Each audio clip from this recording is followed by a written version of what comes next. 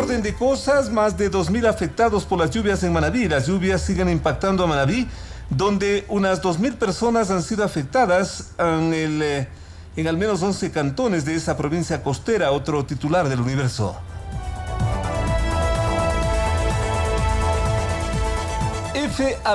Fernando Alvarado, acusado de coautor de peculado, con 75 elementos de convicción. La Fiscalía General y consecuentemente Ruth Palacios acusó de coautores de peculado al exsecretario de Comunicación Fernando Alvarado y a los exfuncionarios de SECOM Pablo Llanes y Galo Pacheco y al gerente de la empresa Gota Azul Carlos Bravo, todos ex vinculados con el correísmo.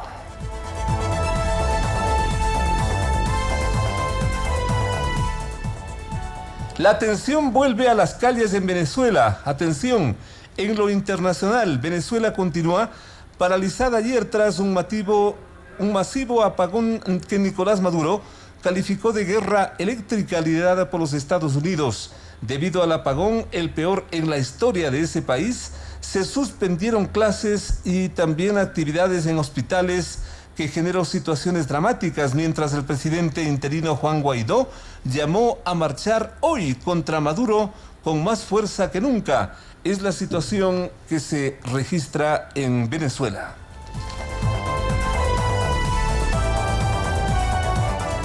Y a propósito de esto, hacemos una rápida revisión, chequeo muy rápido de las primeras páginas de la prensa de Venezuela, empezando por la primera página del diario El Nacional.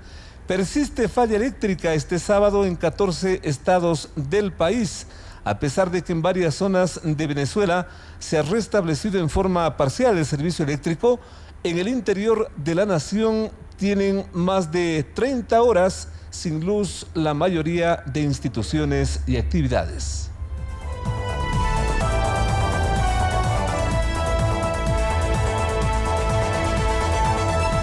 Apagón en Venezuela, temor por la vida, el trabajo y la comida. Otro titular de La Nación de Caracas.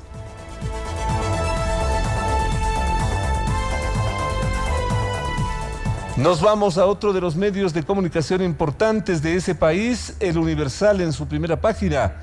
Opositores y oficialistas marcharán este sábado, una nueva concentración convocada por el presidente interino Guaidó. Mientras tanto, continúa el caos nacional por el masivo apagón. Impresionante, prácticamente Venezuela paralizada por varias horas.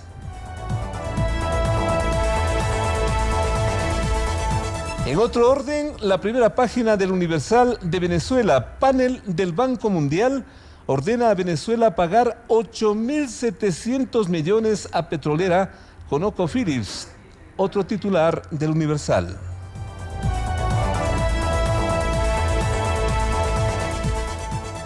El presidente Maduro dice que personal del gobierno se encuentra en un intenso trabajo para recuperar el servicio eléctrico en Venezuela. En lo internacional, el mismo periódico Universal, la OEA prevé más de 5 millones de migrantes venezolanos hasta el 2019, según valoraciones de esa organización internacional. Y como consecuencia de este apagón en general en Venezuela, el propio diario El Universal, estamos chequeando la página de internet, pero El Universal impreso no circula hoy en Venezuela ni mañana, debido a la falla eléctrica que ha paralizado las impresoras del Universal de Venezuela. Increíble, pero cierto.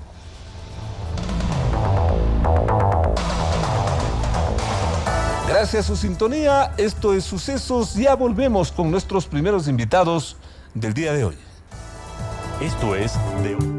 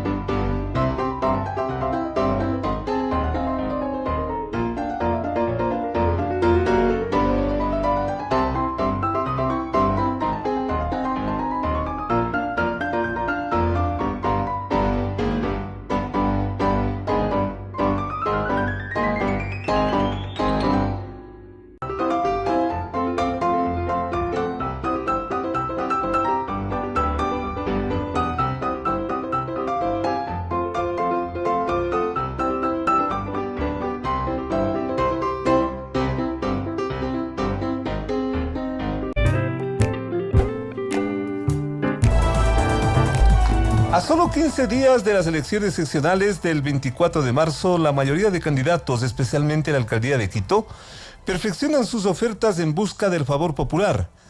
Aunque más allá de las propuestas de campaña, está claro que quien vaya a reemplazar al actual alcalde de la capital llegará con una enorme carga de preguntas sobre los problemas de esta ciudad. La lista es bastante larga, pero los problemas van desde movilidad hasta inseguridad, pasando por desempleo, espacios públicos y ventas ambulantes, tramitología, tarifas del metro, de transporte, limpieza de la capital, el taxismo y hasta la contaminación ambiental que ahora está reforzada por los implacables rayos solares UV que perfilan un problema de salud pública. Los candidatos no solo tratan esos temas, prometen digitalizar la ciudad para recuperar la seguridad pública, creación de empleo, replanteo de multas e impuestos, anillos viales de descongestión y así por el estilo.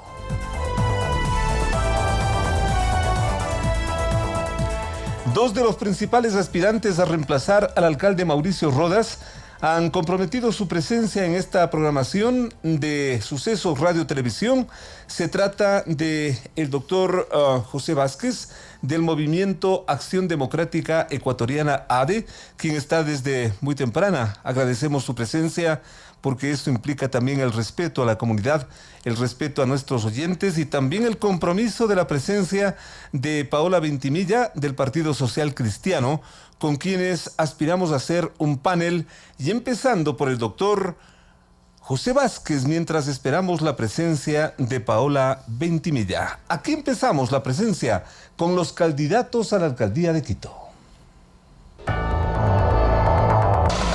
Las noticias han impactado en el país, en el mundo y en la ciudad. Sus protagonistas están en Sucesos para responder preguntas del periodismo profesional. Que el público saque sus propias conclusiones.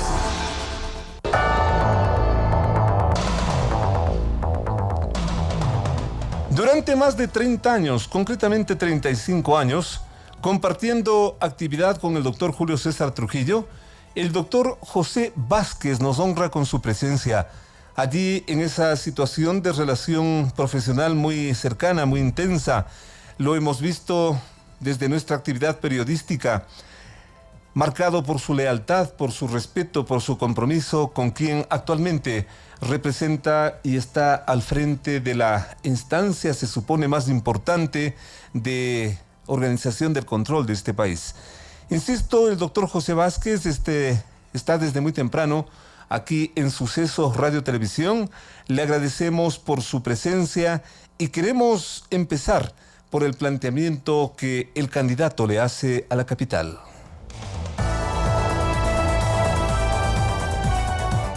¿Para qué le servirá a Quito esa legalización de las propiedades tal como plantea en su campaña el doctor José Vázquez? Empecemos por allí, doctor Vázquez. Buenos días, el país le escucha. Muchas gracias por la invitación. Bueno, el que no tengan el título de propiedad, un alto porcentaje en Quito, y que son cerca de 800 sectores y que van ubicados en todo el distrito metropolitano de Quito, hace que el desorden que se ha manejado por parte del municipio de Quito, porque el desorden proviene no solo de los asentamientos de hecho, sino que también hay gente y un alto porcentaje que tiene derechos y acciones que vienen en la línea de las herencias, que son de 4 o 5 generaciones, que por las condiciones que pone el municipio es imposible que tengan escrituras individuales. Cuando habla de 800 sectores, ¿de cuántas personas, de cuántos propietarios, de cuántas propiedades estamos hablando, doctor? Yo calculo alrededor, le pongo un ejemplo, Caminos a la Libertad, en una hacienda Tucucho que tiene 30 hectáreas junto a la cooperativa Rol 2, ahí son 770 lotes. ¿Solo allí? Solo allí. Uh-huh. Entonces, pero hay asentamientos que tienen 40, 50 posesionarios.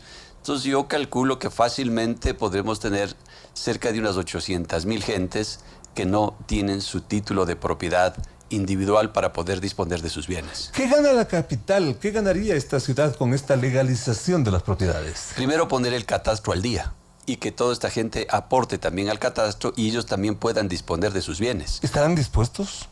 Creo que sí. De lo que hemos podido hablar, lamentablemente ha sido las condiciones que el municipio le ha puesto las que no se ha podido llegar. Y de ahí podemos decir el desorden también que viene por parte de quienes manejan la autoridad municipal, de ponerles condiciones y hasta actos de corrupción para poderles cobrar por lote, para legalizarlo. Eso también ha pasado en estos últimos tiempos. Nosotros hemos bregado alrededor de 35 años en esto. Legalizarle al Comité del Pueblo, por ejemplo, que eran 13.500 socios y eran 5 asentamientos que, como los conocen, el uno está junto a la Eloy Alfaro, el otro es La Bota, el otro es Carcelén Bajo, el otro es Puengasí, que ahora se llama Balcón del Valle, y otro que queda en Calderón, que es la Cooperativa Zavala. Efectivamente no dejaron los espacios verdes necesarios quienes lotizaron, pero era un concejal del municipio de Quito, que era Carlos Rodríguez Paredes. Y les permitieron construir, y si no tenían sus títulos de propiedad no podían disponer. Después de que tuvieron los títulos de propiedad, hicieron unas edificaciones hermosas de 4 o 5 pisos en la red central, y ahora un local comercial en la vía principal cuesta $1.500 de arriendo. Y cuando se les adjudicó en 5.000 sucres. O sea, es una mejor manera y calidad de vida que se le da a quien se le entrega su escritura pública, y también lo ordenamos a Quito para que de aquí en adelante la planificación que se haga de ordenamiento territorial se lo haga dentro de los parámetros legales. De aquí para atrás es bien difícil poder imponer aquello. ¿Quiénes tendrían derecho a las escrituras, a la nueva propiedad, doctor? Los que están posesionados o los que tienen acciones y derechos. Los que están posesionados porque pagaron por esa tierra y no tienen dificultades en la vía de poder adquirir la propiedad. Lo que le ponen dificultades es en la zonificación. Hay zonificaciones que ponen, por ejemplo, le pongo en los sectores de las parroquias como Calderón, de 3.000, 4.000 metros de lote mínimo, pero tienen en realidad un lote mínimo de 200 metros. Entonces nunca van a tener escrituras y les hacen por grupos las escrituras de 20, 30 personas, y eso no hay que ponerles de acuerdo. Cuando fallece alguien o se divorcia alguien, es imposible que esa gente tenga escrituras, porque hasta que salgan estos juicios y se haga toda esta tramitología, nunca podrán tener escrituras, y demoran 20, 30, 40 años en poder disponer de sus bienes. 20, 30, 40 años. Doctor, pero ¿será posible ponerle este cascabel al gato? Usted va a necesitar un apoyo de un consejo que posiblemente entre bastante dividido. Si es que es necesario, le pediremos a la gente que concurra a las sesiones y haremos públicas, y si nos toca contratar el Estadio Olímpico y le ponerle a toda la gente ahí para que vean cómo votan los concejales, lo haremos con toda seguridad para que vean quiénes están con la gente y quiénes están en contra de ellos. Porque para eso va a ser necesario, para que se resuelva en el consejo, el apoyo que tenga el nuevo alcalde, digamos el doctor José Vázquez. Le digo que sí, por eso le digo que la mejor manera de poder hacer eso es en presencia de los interesados, y que vean con la transparencia que debe manejarse también Quito y el país. ¿O habrá que negociar, doctor, la votación? Porque esto es lo típico. Y yo jamás lo haría eso. Nuestra formación y nuestros principios no dan para ello. Si es que ese es el precio, yo prefiero dejar la alcaldía, pero mi dignidad a cambio de regularizar o a cambio de vender las cosas no lo haría. Regularizar a esta cantidad impresionante, por lo visto, de personas que están pendientes con sus propiedades, implica también una mayor carga para el municipio. Implica más alcantarillado, más agua potable, más servicios. ¿Y ese punto, doctor? A ver, no es tanto así, porque le digo, más de un 50% de estos asentamientos ya tienen todos los servicios básicos de agua potable. Ya lo tienen ya servidos. Lo que no tienen es su escritura pública. Entonces lo que hay es que simplemente regularizarles. En algunos hay que arreglar las vías. Eso sí, hay que invertir, pero eso se les cobra en mejoras, y prácticamente todos los beneficios el municipio vuelve a recobrar. Más bien yo creo que se aumenta el catastro para poder pagar el sobreendeudamiento que tiene Quito en este rato de unos $1.700 millones que deja esta la administración. Sobreendeudamiento, con lo cual nos proyectamos a otro tipo de situaciones que le va a tocar manejar a la nueva autoridad municipal. Y ese sobreendeudamiento, doctor, ¿cómo piensa manejar? A ver, lo del metro es un problema bien grave, porque nunca se ha hecho una cuestión planificada para movilidad, y no se le ha planificado a Quito a corto, a mediano ni a largo plazo. Se ha hecho por resoluciones políticas y no por resoluciones técnicas, y eso es el desastre que tenemos. El metro era la opción más cara que tenía Quito, pero sin embargo de ello la aplicaron y nos dejan endeudados en 1.700 millones de dólares. ¿Y con eso qué hacemos? ¿Qué hacemos? Lo que hay que pedirle es al Estado primero que se haga cargo de esa deuda. Al Estado. Y si no se hace cargo el Estado, hay que renegociar y ampliar el plazo para el pago, porque Quito no puede dejar de desarrollar sus actividades. Hay que arreglar un 80% de las vías de Quito que están en mal estado y no podemos nosotros sacrificar el que Quito tenga una buena calidad de vida por pagar una deuda. Lamentablemente, quienes se endeudaron y quienes dieron esos dineros sabían que Quito no tenía esa capacidad económica para pagar, porque en este rato nosotros pagamos entre 4 y 5 veces más el impuesto predial que Guayaquil y entre 6 veces más de lo que paga Cuenca. O sea que tampoco los quiteños no pueden pagar. Por eso mi opinión es no subir más impuestos a Quito, porque la carga de impuesto predial que tiene Quito es la más alta del país. Es la presencia del doctor José Vázquez aquí en Sucesos Radio Televisión. Seguimos esperando la presencia de Paola Ventimilla. Su equipo de comunicación nos ofreció, nos prometió, ellos mismos inclusive pidieron este espacio, pero no tenemos por acá a la candidata y nos honra en todo caso la presencia del doctor José Vázquez. Yo decía, y como es de dominio público, que múltiples necesidades, múltiples problemas están pendientes para esta ciudad, para esta capital, y que esperan una respuesta efectiva, práctica de la nueva autoridad. De eso, en un momento, vamos a hablar con el doctor José Vázquez, nuestro invitado, aquí en Sucesos Radio Televisión.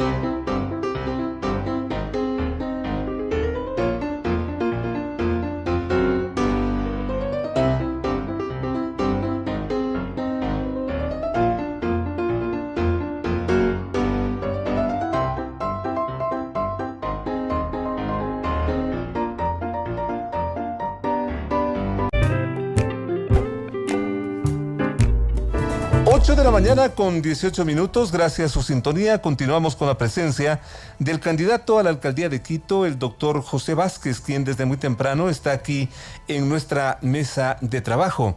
Y decíamos que los problemas de la capital son múltiples. Esto también, en términos de una programación como esta, obliga a estrechar con todo respeto este tiempo para un mejor aprovechamiento y que ustedes tengan un concepto clarísimo de cada propuesta, de cada, por último, ojalá solución frente a esos graves inconvenientes que tiene la capital de los ecuatorianos.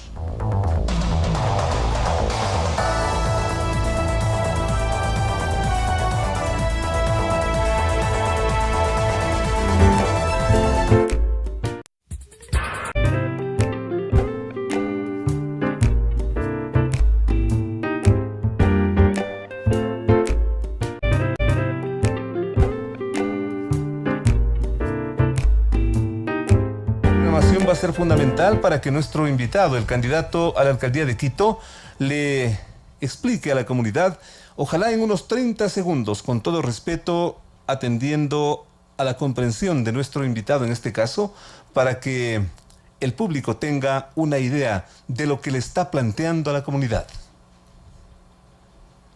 El grave problema de la movilidad, doctor, ¿qué hacer? Hay que modernizarlo y para eso tenemos que hacer 3 corredores que atraviesen Quito y que solo se alimenten a través de buses de oriente a occidente. En estos 3 corredores deben ir los transportes biarticulados eléctricos que se llevan 300 pasajeros. Eso sería, y con 35 centavos sin subsidio podría ser la solución del transporte en Quito. ¿Cuánto debe costar el pasaje del metro de Quito? Sobre los $2 si no tiene subsidios. ¿Será suficiente ese precio para financiar el proyecto? De lo que he podido estudiar y los datos que tengo, y si dicen eso la verdad, más o menos costaría $2.15 el metro sin subsidios para pagar los 1.700 millones que todavía queda debiendo Quito por esa obra. ¿Esa es la tarifa de entrada para reajustarla después?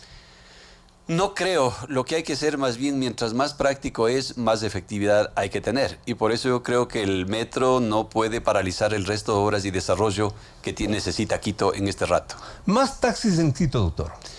No creo, ya con los que se han aprobado. Lamentablemente se han aprobado 12.905 taxis en Quito y que fueron vendidos los cupos de entre 5 y 15 mil dólares cada cupo. Nos han hecho también de manera antitécnica y política. Eso es también se ha creado. Lo que hay es que racionalizar el transporte en base a un estudio técnico. ¿Acoger las plataformas tecnológicas para aplicar al taxismo? Si es que están dentro de la ley.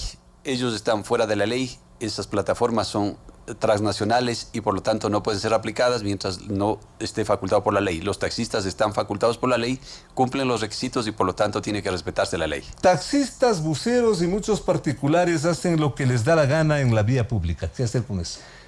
Hay que tener autoridad para ponerles en orden. Si no tenemos autoridad, y como cuando se pierde la autoridad en Quito, es lo que hemos tenido un desorden y un caos en este momento, no solo en eso, sino en muchas cosas, en todos los trámites municipales. Se ha caotizado. Y eso puede ser un ejemplo, es el registro de la propiedad. Ahí se alquila un edificio, cuando tiene montones de edificios del municipio de Quito, en $30.000 mensuales. $30.000 mensuales Pagan de arriendo del edificio que utiliza el registro de la propiedad. Con eso en un año se pudo haber hecho un edificio sin ningún problema y el municipio de Quito habría dejado de pagar aquello. Cuando usted dice se ha perdido la autoridad, ¿a qué se refiere, doctor?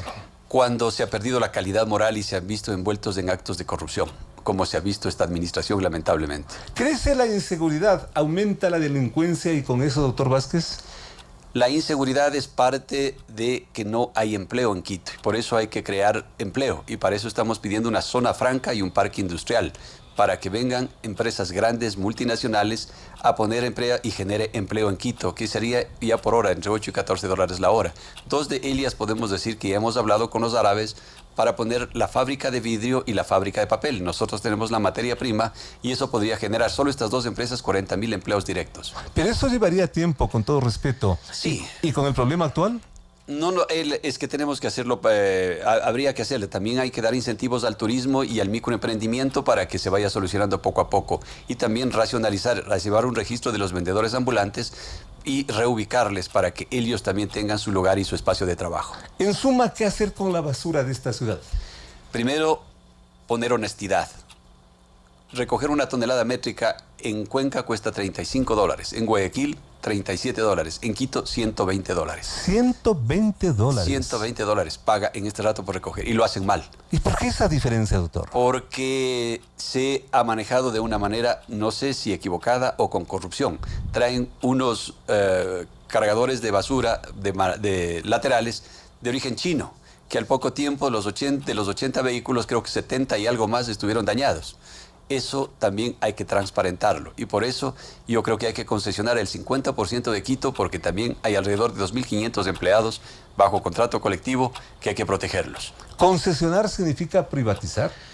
Bueno, es una cosa mixta. Yo creo que hay que hacer una cosa mixta, no privatizarla completamente, pero sí buscar mejoramiento y calidad. ¿El municipio de Quito puede crear más empleo o puede crear empleo? El municipio de Quito, si es que se le da las facultades para que pueda movilizar las cosas, hay que evitar un montón de ordenanzas que crean dificultades para poder crear emprendimiento y poder construir. Le pongo un ejemplo.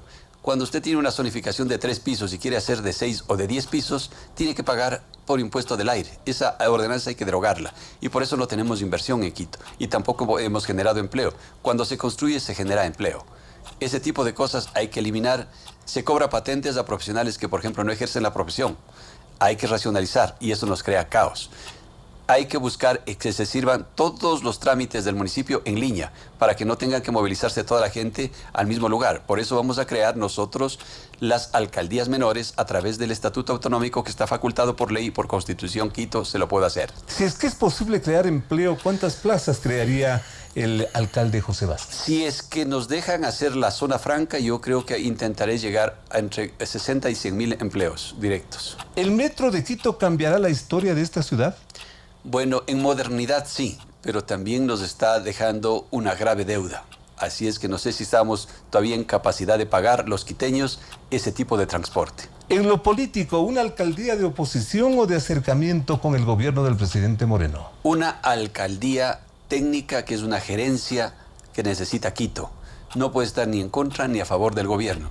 Será, si es que el gobierno tiene la razón, se le da la razón. Si no la tiene, también le criticaremos, porque eso es lo que debe hacer un alcalde. En esa línea, ¿qué hacer con la corrupción? Hay que combatirle, y creo que Quito tiene la oportunidad en esta vez de poner gente honrada. Y creo que en eso nosotros hemos dado muestra toda una vida de ser y manejar las cosas honradamente y con alta dignidad. ¿Hay que reorganizar el municipio de Quito? Hay que optimizar en sus servicios y hay que buscar cómo se racionalice la forma del manejo, porque lo que se está haciendo es está colapsado el municipio y hay que darle salidas a la población y también a quienes trabajan adentro. ¿Todo es malo de la actual administración municipal? Bueno, hay cosas que no puedo decir que todo sea malo. Por ejemplo, hay programas como los de los guaguacentros que yo creo que hay que fortalecerles el trato a las personas de la tercera edad, de 60 y piquito. Han sido cosas acertadas. Hay hay que rectificar lo que está mal y hay que robustecer lo que está bien. Tampoco uno puede cerrar los ojos y tratar de inaugurar cada 4 años una nueva ciudad. Exacto. También hay que saber que lo que tenemos también hay que rescatarla y darle mayor impulso. ¿La no reelección del alcalde Rodas un ejemplo a seguir? Yo creo que lamentablemente es lo que no debemos hacer los quiteños. Él tomó la alcaldía para hacer un trampolín a la presidencia, pero antes de darse el trampolín le cayó el Mauro T. En el tema de la campaña, ¿cómo le va, doctor Vázquez? ¿En qué puesto se encuentra? ¿Qué opina de las encuestas? ¿Qué opina de las ubicaciones? A ver, yo debo decir que no podemos decir que las encuestas dicen la verdad. Hay un 60 o 70% de indecisión que comenzó así, porque los quiteños están asqueados de los partidos políticos y de los candidatos tradicionales. 70% de indecisión a esta hasta altura. El 28 de febrero, que fue la última encuesta que pude revisar. Los 17 candidatos corresponden al pasado y a los partidos tradicionales, a los actos de corrupción y a quienes o han sido directamente o han sido a través de sus líderes o sus partidos vinculados en actos de corrupción. Por ventura, nuestro movimiento es recogido y nacido de las entrañas. Ellos recogieron 156,000 firmas y nacen de estos sectores populares que nos propusieron. Tenga la seguridad que jamás hubiera sido candidato si era por uno de estos partidos tradicionales. En términos regulares, ¿es esta una campaña normal la que se está observando? No. Es más bien, parece que es un reflote después de una olla de presión que la mantuvo Correa durante los últimos 10 años. Y la gente trata de buscar cómo salir de este atosigamiento y lamentablemente liquidó todas las libertades y todos los derechos de los ecuatorianos. ¿Pero el correísmo se supone que está en retirada, doctor? No, siguen. Ahora todos están en el...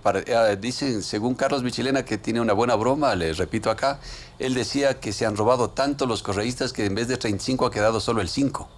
Entonces es la lista 5 la que ellos están manejando en todo el país. Y Correa sale a decir que respalden a los candidatos de la lista 5. Tanto es así que su líder se encuentra en la cárcel y está a punto de ser sentenciado. De ser así, lo que va a funcionar esta vez es la ley del péndulo. Puede ser, yo creo que y aspiro que los quiteños reflexionen y revisen a cada uno de los candidatos. Y creo que si aciertan, tendremos un nuevo camino para Quito y el país. En lo personal, doctor, ¿cuál es su hoja de vida? Cuéntele al público, cuéntele a la comunidad. ¿Quién es el doctor José Vázquez? Yo soy quiteño, ecuatoriano, nacido más bien en la ciudad de Quito. Mis padres fueron más bien de provincia. Mi papá es de Ibarra y mi mamá es de Ambato.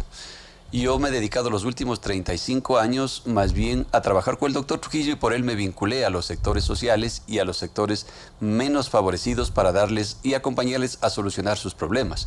Pero también no he dejado de ocupar algunos cargos que me ha tocado desempeñar. Por ejemplo, yo fui como 10 años asesor jurídico de la Federación Provincial de Ligas, 5 años fui abogado de la Unión y 5 años de la Asociación de Ligas de Pichincha. Fui abogado y asesor de la CONAI en varias oportunidades, de la Ecuarunari. Me tocó también estar en algunos espacios públicos. Yo fui vocal, vicepresidente y presidente de la Comisión de Legislación del Congreso Nacional. Fui vocal del Tribunal Supremo Electoral. He sido asesor en varias oportunidades, tanto del superintendente de bancos como del presidente del Banco Nacional de Fomento. He estado también en el Congreso Nacional en varias oportunidades. Fui asesor de varios presidentes, asesor de 1 o 2 presidentes también de la de lo que era el Tribunal de Garantías Constitucionales.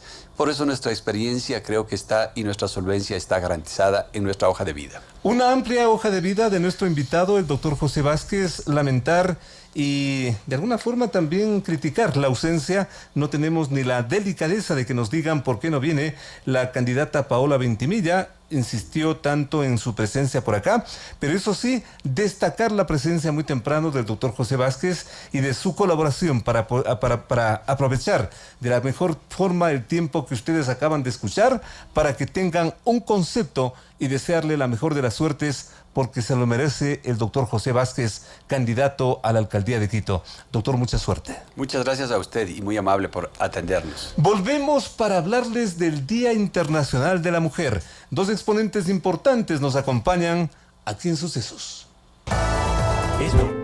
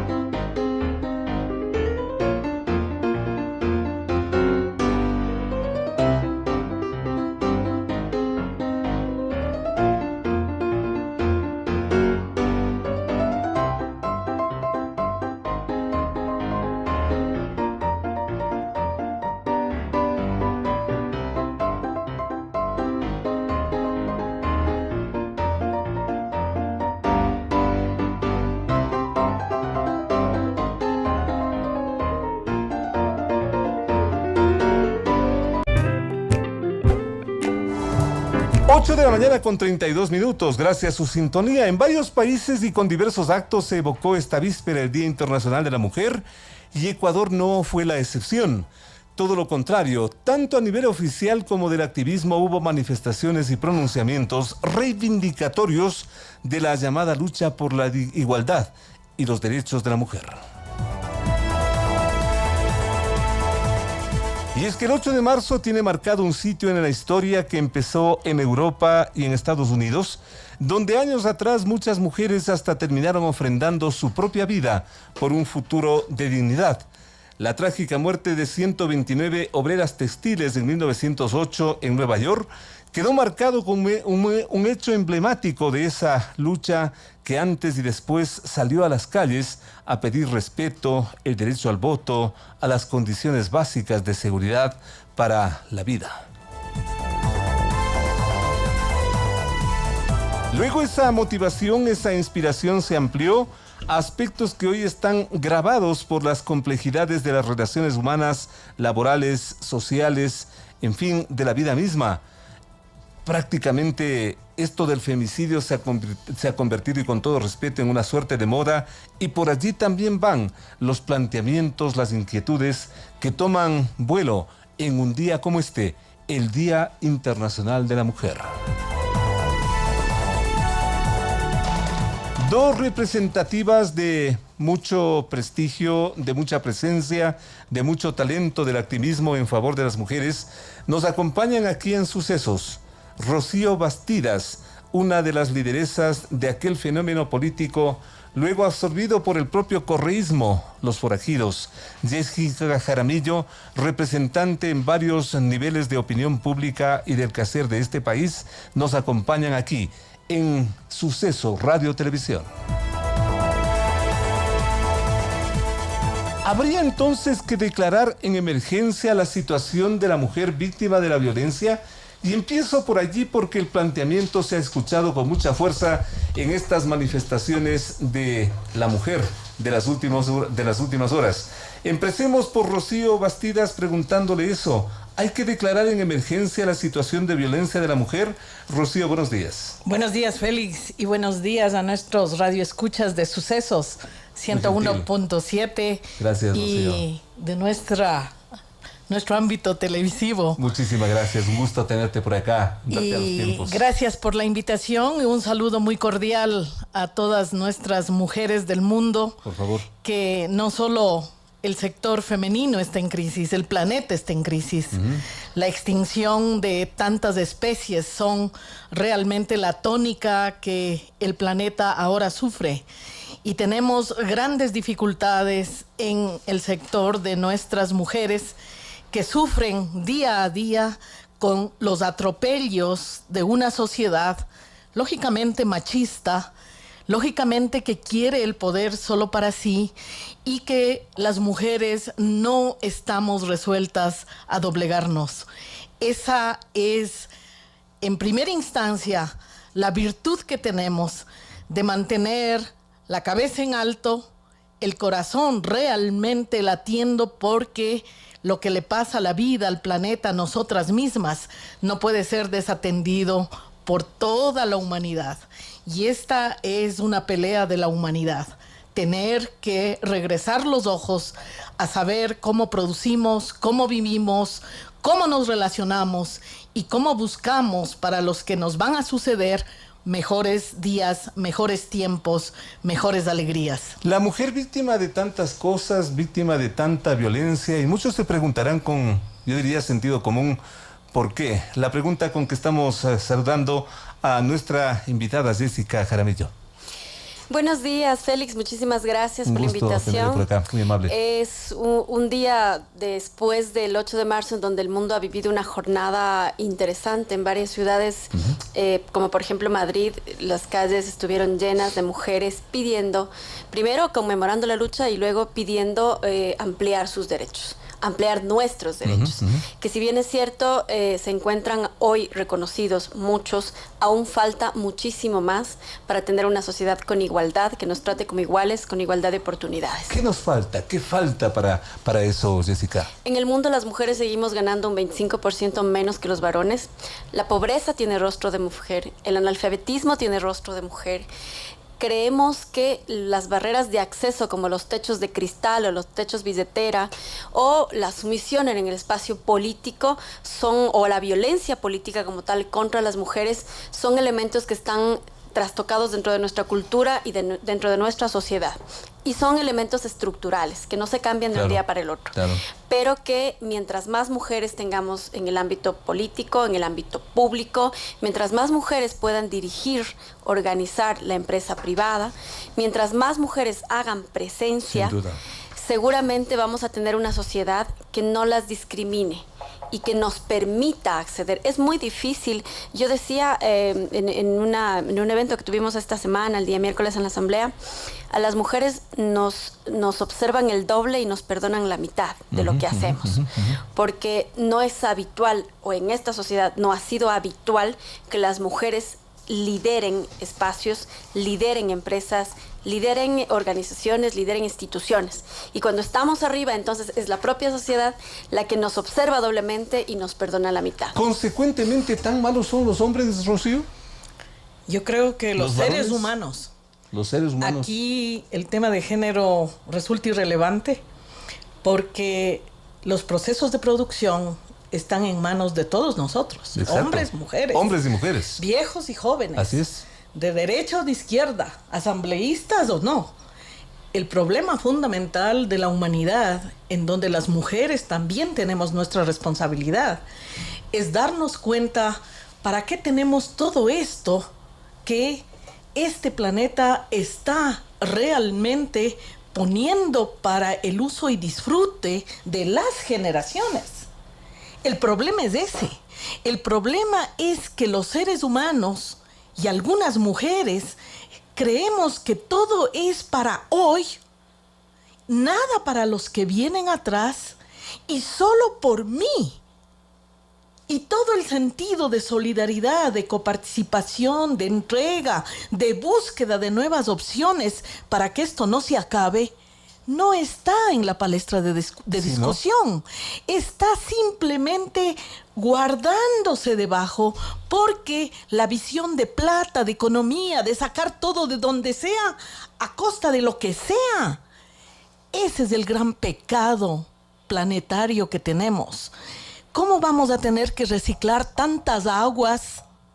¿Cómo vamos a tener que buscar más y más carreteras para una fiebre enfermiza de tener vehículos? ¿Cómo vamos a hacer con tantas enfermedades y ahora de las mujeres mucho más que antes? ¿Qué significa todo eso? Y esa herencia que va más allá del femicidio, más allá de los homicidios y más allá de todo eso, es porque hay una sociedad enferma de ansias de poder y siempre creer que ellos son los únicos eternos y son los dueños de todo. ¡Falso! Interesante, no interesante, es así. Rocío. Consecuentemente, el problema es mucho más profundo y más grave de lo que parece, mi estimada Jessica. Sí, sin embargo, esta sociedad que tiene enraizada la violencia, las principales perjudicadas de esa violencia somos las mujeres, porque somos mucho más vulnerables. ¿Las mujeres y los hombres, Jessica, los dos? No es lo mismo, porque si usted revisa la estadística de femicidio, de violencia contra las mujeres versus casos de violencia en contra de varones, o sea, no hay forma de comparación.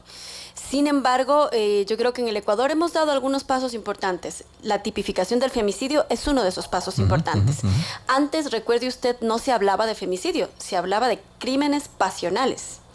Y de alguna forma este sentido llevaba consigo esta idea de justificar el crimen por supuestamente ser entre esposos o crimen pasional. Sin embargo, creo que en el Ecuador el haber tipificado el femicidio, el haber establecido una sanción específica para estos tipos de delitos en donde hay dos condiciones básicas. La tipificación del delito, ¿no? La misoginia, claro, la misoginia que está es connatural al femicidio y obviamente todo lo que está alrededor de las relaciones de poder en la pareja o en las relaciones de poder que existen en el hombre que acosa, por ejemplo, permanentemente a una mujer. Eso es importante que esté en la normativa. Nos falta ir mucho más allá. Mejorar el sistema de justicia, mejorar el sistema de atención a víctimas de violencia de género, hacer un sistema de atención mucho más humano, más integral, en donde la víctima sea el centro, en donde su recuperación, su atención integral sea el centro y no la judicialización per se. Es decir, ir y poner o hacer fila 3-4 horas en flagrancias y poner el examen médico legal o hacerse el examen médico legal. Porque ahí empieza el proceso de judicialización. Ya que nos metemos en esta ruta, mi estimada Jessica, y usted es una maestra muy conocedora de esa materia, ¿hay que despenalizar el aborto? Es necesario despenalizar el aborto. Es un asunto de justicia y es un asunto de salud pública. El Estado ecuatoriano no puede seguir torturando y criminalizando a mujeres que no buscaron quedar embarazadas producto de un hecho violento. La violencia está tan enraizada en nuestra sociedad y la violencia sexual es la peor forma de violencia hacia un ser humano. Porque hay una huella física. Pero la huella del alma, la huella en la psicología de una mujer, en la mente de una mujer, es prácticamente imborrable. Y lo único que hay que hacer ahí es, yo lo llamo la resiliencia, la capacidad de volver a levantarnos de las cenizas que termina siendo este hecho de violencia sexual para una mujer. Someterla como Estado a esta mujer, a esta obligación de tener un hijo producto de ese delito, porque es un delito, es torturarla, es generarle un doble o triple impacto psicológico y obviamente es prácticamente eliminar su proyecto de vida. Su proyecto de vida es uno antes de la violencia y otro después de la violencia. Duda. Pero, ¿y esa vida que está en camino? ¿Y esa vida que podría ser tal vez un individuo que nos gobierne como sociedad, en fin? ¿Tenemos la posibilidad, la facultad de eliminar mediante el aborto esa vida, mi estimada Rocío? O reeditar un ser humano genéticamente También. involucrado con estos tipos de comportamiento. ¿De acuerdo? Yo creo que la sociedad en sí todavía no tiene una suficiente madurez en la reflexión de la necesidad de precautelar la vida. Ese es uno de los problemas que trasciende los temas religiosos, que trasciende estos temas que van a poner en la discusión bueno o malo. Permitido o no permitido, no es la discusión ahí. Es en qué medida una sociedad educa para el respeto, para la convivencia, para el disfrute sexual y las aberraciones que hay, cómo tendrían que ser tratadas. Yo creo que la discusión en el mundo hace falta muchísimo más para poder darnos cuenta el rol que ejercen los medios de comunicación, el rol que ejercemos hombres por un lado y mujeres por otro lado, de cómo estamos haciendo que nuestros hijos y nuestros nietos puedan entablar una convivencia de respeto, de distancia, cuando no hay forma, no hay forma, y de saber que la decisión siempre de tener una relación que va o no a tener un resultado tiene que ser producto de un acuerdo mutuo al margen de normas, leyes y no de convicción. Por lo visto en la base consecuentemente está ahí mucho en juego la educación, Rocío. Fundamental la educación, fundamental los principios éticos con que la educación en la vida general de un ser humano está presente en la madre que engendra, en el ámbito que viene ese hijo en una familia muchas veces rota, con padres muy machistas y madres también, y sumado a eso una sumisión totalmente permanente que hace a través de la cultura una reedición de comportamientos totalmente enfermos para que la sociedad tenga ahora estos resultados. Si es que en la base está en la educación y consecuentemente de allí los procedimientos, los comportamientos, las aberraciones y los avances de la propia comunidad, del propio hombre, ¿esta es responsabilidad de hombres y mujeres, mi estimada Jessica? Es una responsabilidad de todos, pero sobre todo es una responsabilidad también de entes estatales. Es decir, creo que es importante en este momento hacer una evaluación de lo que han significado las políticas públicas para reducir y eliminar violencia contra las mujeres. Desde mi punto de vista, no han sido políticas elaboradas adecuadamente y no han servido para reducir los índices de violencia. Y si es que no estamos enfrentando ese punto, ese problema, seguimos en un círculo vicioso buscando la responsabilidad. Hay que hacer un ejercicio de transparencia desde el Ejecutivo, desde sus instituciones, desde salud, desde justicia, para detectar las falencias del sistema. ¿Qué tipo de ciudadano, qué tipo de ecuatoriano en este caso estamos formando que luego se convierte en un femicida, luego se convierte en un agresor? Por allí creo que está el problema, mi estimada Por Jessica. eso es necesario que estas políticas de prevención sean integrales. Está salud, está educación, está la propia comunidad, cómo reacciona ante estos hechos. Porque no es posible que en lugar de brindar ayuda, como lo que pasó en Pizulí, la comunidad se dedique a agravar un hecho de esa naturaleza.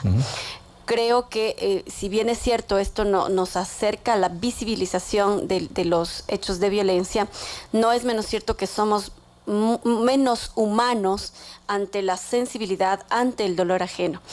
Y eso obviamente tiene que ser corregido. Entonces, es necesario este ejercicio de transparencia principalmente para incluso sincerar datos. Nosotros tenemos datos del INEC que dicen que, por ejemplo, en el año 2017, 1.700 niñas de 14 años de edad fueron dadas el alta con maternidad. 1.700 niñas. 1.700 niñas. Qué terrible. 400 niñas de 13 años de edad. Qué Y terrible. 2 niñas de 10 años de edad. Qué brutal. No es justo, es inhumano Totalmente. obligar a una niña a parir un hijo producto de la violencia. Una niña, es una niña, no tiene por qué ser madre. Pero además de eso, creo que es importante señalar que el propio COIP establece claramente que cuando se tratan de niños, de niñas menores de 14 años, se trata de un delito de violación. Entonces, si hay 1.700 niñas en el año 2007, quiere decir que fueron violentadas, que existe un delito allí. Lo que más preocupa sobre estos hechos es que sea natural para la sociedad. Totalmente. Hay partes del Ecuador, hay, en Quito mucho menos, porque somos capital y quizá las condiciones son distintas. Pero, por ejemplo, en sectores fronterizos, en sectores alejados de la ciudad, Y que no se conoce. los incestos son un asunto Totalmente. completamente naturalizado en la sociedad. Incestos, violaciones, niñas que a los 14 años ya se las ofrece en matrimonio o simplemente para que se las lleven. Esas conductas son conductas completamente inhumanas y completamente irrespetuosas.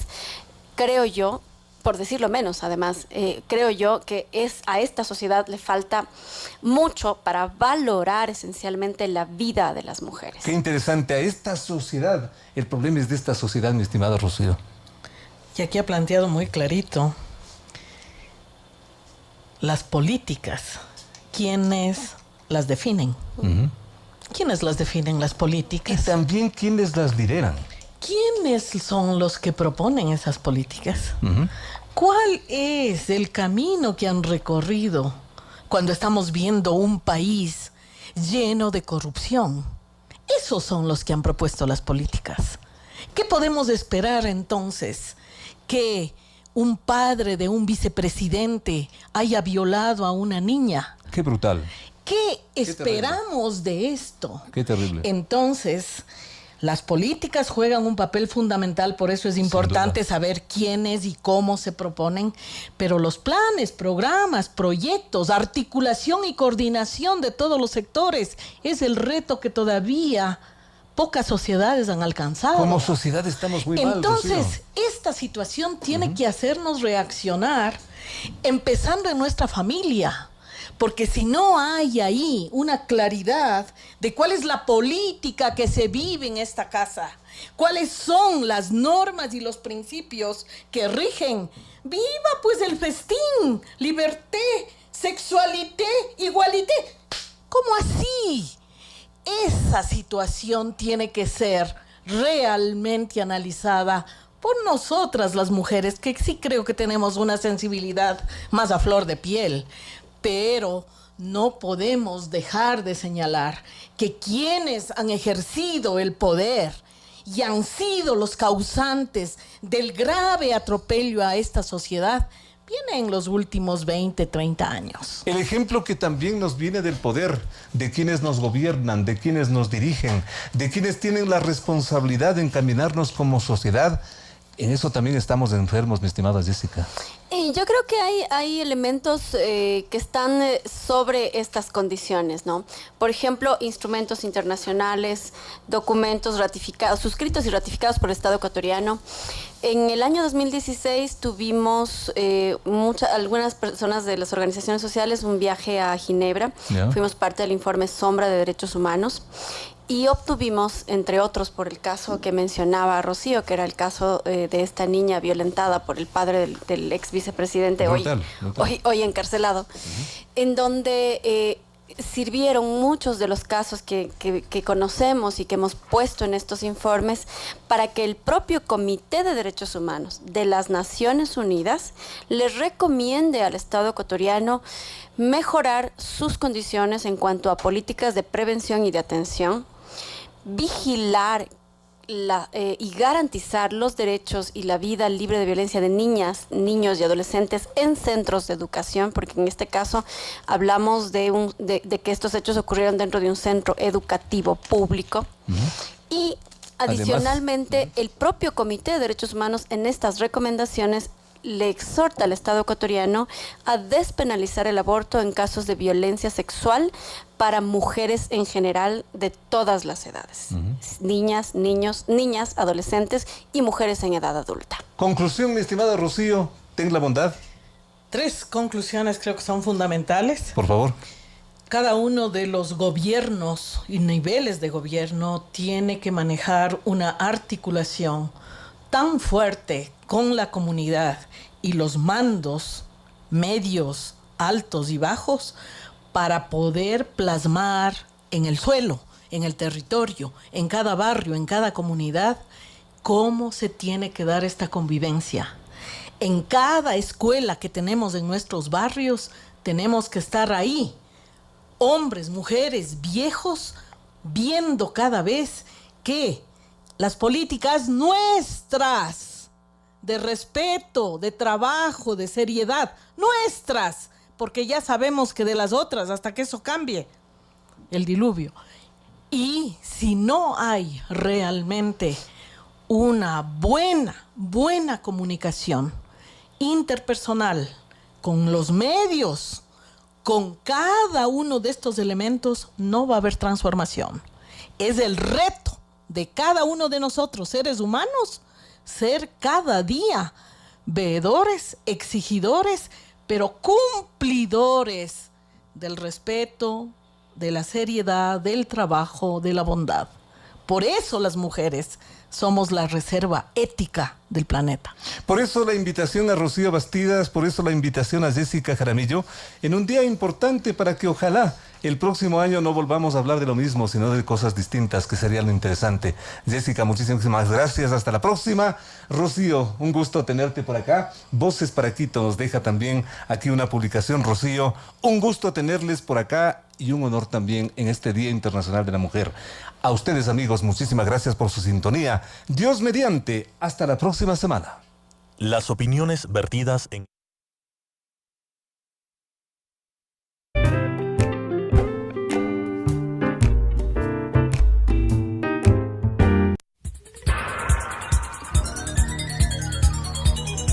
Las opiniones vertidas en este espacio por la producción y dirección del programa son de exclusiva responsabilidad de sus autores y de quienes intervienen en ellos.